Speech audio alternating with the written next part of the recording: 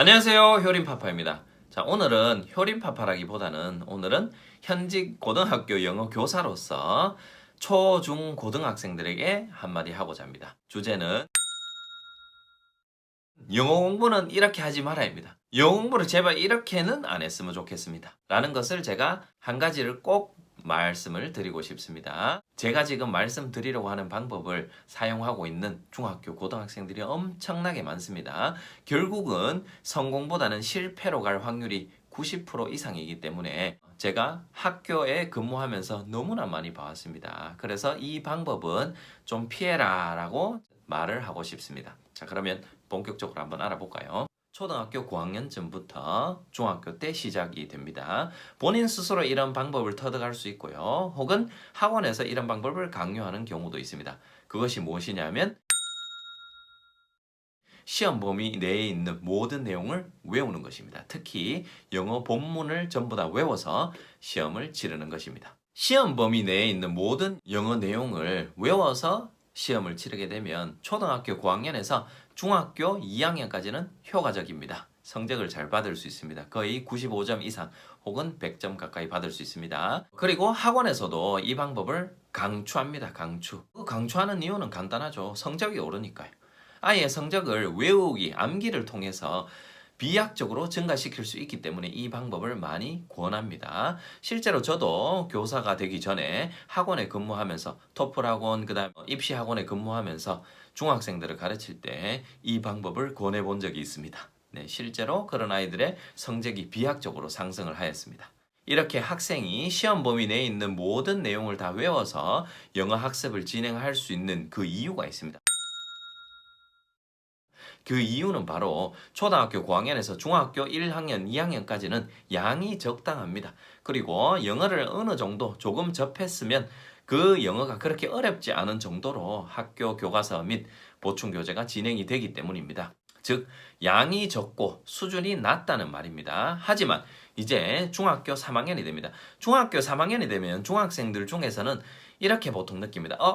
내가 이때까지 보던 중학교 교과서가 아니네. 조금 더 양이 많아지고 글자가 좀 많이 작아졌네. 즉, 영어 난이도도 많이 올라가고 영어 양도 좀 많이 많아졌네. 이런 느낌을 받게 됩니다. 이렇게 양이 좀 더 늘어났고 영어 난이도가 올라갔다는 느낌을 받는다는 것은 달리 이야기한다면 이제 외워서 시험을 치고 학습을 하기가 상당히 어려워졌다고 말할 수 있습니다. 또한 양이 많아지고 어려워졌다는 것은 내신 시험에서 조금 어려운, 즉 난이도가 높은 시험 문제를 푸는데 상당한 어려움을 겪을 가능성이 크고 암기로만 해결이 될 수 없는 자율서술형 문항에 전혀 대처가 안 된다는 점입니다. 그렇기 때문에 중3부터 서서히 흠을 드러내기 시작합니다. 하지만 중학교 때는 그래도 이 방법으로 어느 정도 이상의 성과를 거둘 수가 있습니다. 시간도 그렇게 많이 걸리지 않고요. 그리고 시험 문제도 암기를 통해서 풀 수 있는 문제들이 많습니다. 자, 우리 중학교가 학업의 끝입니까? 아닙니다. 고등학교라는 산이 기다리고 있습니다. 자, 그러면 이런 방식, 이런 학습 습관, 공부 방식을 가지고 고등학교에 진학합니다. 고등학교에 진학하면 깜짝 놀랍니다. 왜 깜짝 놀라냐 하면 일단 지문이 너무나 많고 길고요. 외울 수 없는 범위가 제시가 되곤 합니다. 그렇기 때문에 중학교 때까지 암기만을 통해서 영어 학습을 했다면 폭망할 가능성이 90% 이상입니다. 90% 이상입니다. 그렇지만 그럼에도 불구하고 암기로 끝까지 진행을 하는 학생들이 있고 암기가 좋다고 주장하는 학생들이 있습니다. 간혹 가다가 있을 수는 있습니다. 인정은 합니다만은 고등학교 때 영어 학습을 암기로만 진행을 하면 크게 세 가지 문제가 생길 수가 있습니다. 첫 번째 문제는 고등학교 때는 영어 시험 범위가 많기 때문에 비정상적으로 많은 시간이 소요가 됩니다. 그렇기 때문에 비정상적으로 많은 시간을 소요하게 되면 큰 스트레스와 부담감이 아이들에게 발생합니다. 실제로 외우는 그 시간에도 아이가 자괴감을 느끼기 쉬우며 과연 이것이 진짜 영어인가? 와, 내가 왜 이런 공부를 하고 있지? 이런 스트레스부터 시작을 해서 너무나 많은 시간이 걸리기 때문에 많은 스트레스를 받게 됩니다. 그렇기 때문에 터무니없이 비효율적이고 많은 시간이 걸리는 것 때문에 다른 과목에까지 큰 지장을 주게 됩니다.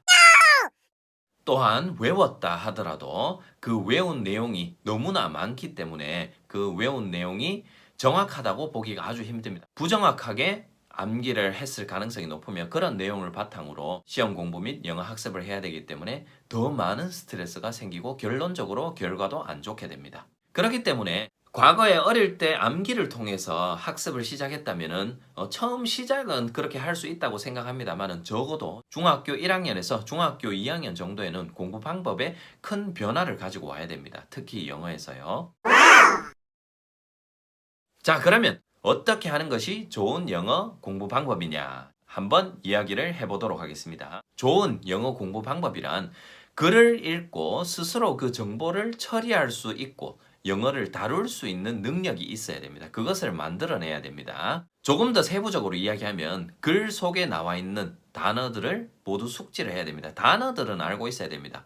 information이 있으면 information을 발음도 알아야 될 것이고요. 그 information이 무슨 뜻인지도 알고 있어야 됩니다. 또한 학교에서 영어 선생님들이 나눠주신 유인물들 혹은 영어 선생님이 중요하다라고 하고 필기를 해라고 한 내용들 그리고 수업 시간에 필기를 한 내용들을 꼭 숙지를 해야 됩니다. 그리고 나서 시험 범위 내에 있는 영어 글을 정독을 하며 해석을 확실하게 해봐야 됩니다. 이 과정을 최소 2회에서 3회 정도 거쳐야 됩니다. 자, 그러면 단어를 외우고 본문을 정독하며 해석을 해보고 선생님께서 중요하다고 강조했던 내용들을 딱딱딱딱 이렇게 짚고 나면 이런 과정을 2회에서 3회 정도 실시하게 되면 그 시험 범위 안에 있는 내용들이 학생에게 많이 익숙해집니다.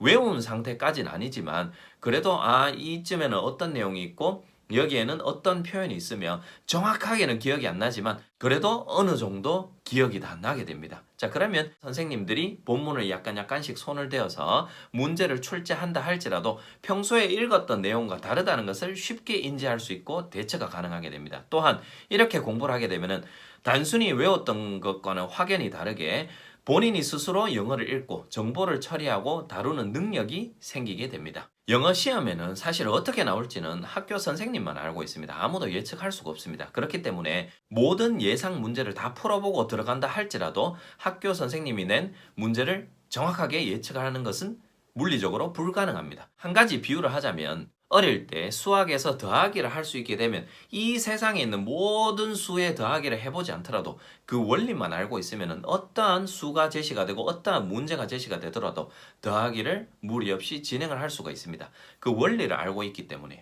어떻게 할 수 있는지 아니까요. 영어도 마찬가지입니다. 영어도 이 단어를 알고 이 문법을 알고 해석을 할 수 있게 되면 그 영어가 어떻게 바뀌어서 시험에 출제가 되고 수능에 어떠한 방식으로 영어가 제시가 되더라도 본인 스스로 그 문장을 읽고 내용을 파악하며 주제를 파악할 수 있는 능력이 생깁니다. 모든 것을 암기해서 영어에 접근한다는 것은 물리적으로 불가능한 일이며 매우 비효율적인 방법이기 때문에 절대 권하지 않습니다. 중학교 때는 제가 이제 방금 말씀드린 이런 방식으로 영어 학습 습관을 잡아놓으면 고등학교 때도 무리 없이 영어를 진행할 수 있으며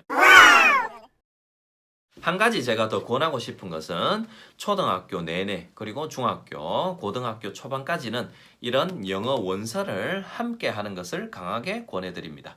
독서는 꼭 필요한 것입니다. 언어를 습득하는 데 있어서 독서가 없다면 그 기반은 약해질 수밖에 없습니다. 언어력, 즉 정보를 이해하고 처리하는 능력은 독서를 통해서 비약적으로 길러지기 마련입니다. 그렇기 때문에 자신이 맞는 영어 그림책 혹은 영어 소설, 아주 쉬운 영어 소설들을 찾아서 읽는 것이 매우 중요합니다. 특히 초등학교 고학년과 중학교 때는 입시의 최전선에 있다고 말하기는 어렵습니다. 그렇기 때문에 시간도 많고 여유도 있을 때 이런 영어 학습 습관도 바로 잡으면서 영어 독서도 함께 진행하면은 정말 탄탄한 영어 실력을 만들 수 있고 고등학교에 진학했을 때 크게 무리 없이 학교 영어 수업에 적응을 할 수 있습니다. 자, 그러면 이런 나에게 맞는 영어 책은 어떻게 고르냐? 그러면 이런 영어 책을 제가 소개해드리기는 어렵지만 학교 선생님을 적극 활용하시기 바랍니다. 학교 선생님들은 그래도 영어 학습에 관련해서 그리고 영어 독서에 관련해서 어느 정도 일정량 이상의 풍부한 지식을 가지고 계십니다. 내가 읽고 싶은 책을 학교 선생님이 충분히 알맞게 추천해 주실 수 있습니다.